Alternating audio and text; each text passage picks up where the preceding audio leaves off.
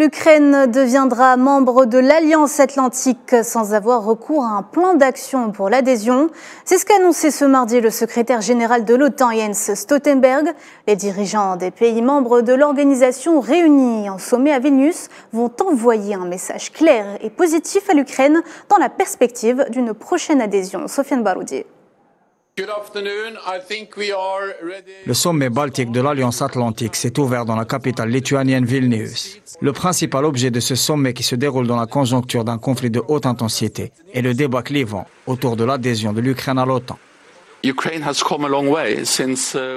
a parcouru un long chemin depuis que nous avons décidé en 2008 que la prochaine étape serait un plan d'action pour l'adhésion. L'Ukraine est beaucoup plus proche de l'OTAN. Donc je pense que le moment est venu d'en tenir compte dans les décisions de l'OTAN. Je suis convaincu que nous prendrons une décision forte et unie sur l'Ukraine, à la fois pour maintenir et intensifier notre soutien. Je suis également convaincu que sur la question de l'adhésion, les alliés réaffirmeront que l'Ukraine deviendra membre. En effet, l'invitation de l'Ukraine à rejoindre l'OTAN se fera quand les conditions seront réunies, probablement après la fin des hostilités, selon les propos du secrétaire général Jens Stoltenberg.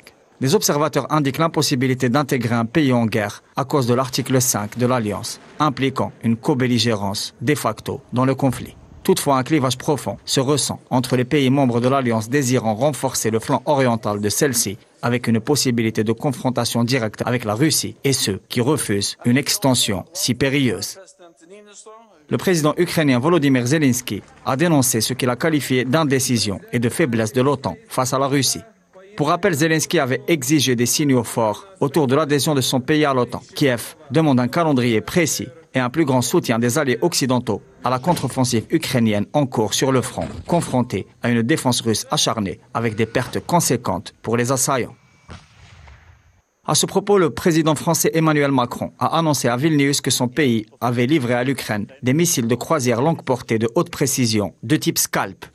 Moscou a immédiatement répliqué en mettant en garde et en agitant la possibilité de contre-mesures. L'annonce vient quelques jours après celle de Washington, qui a décidé d'envoyer des bombes à sous-munitions sur le front ukrainien.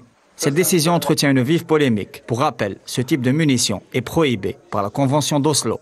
Dans ce siège, le ministère de la Défense russe a déclaré que les forces armées ukrainiennes avaient perdu des dizaines de milliers de soldats et plus de 3000 pièces et autres systèmes d'armes ont été détruits depuis le début de la contre-offensive ukrainienne.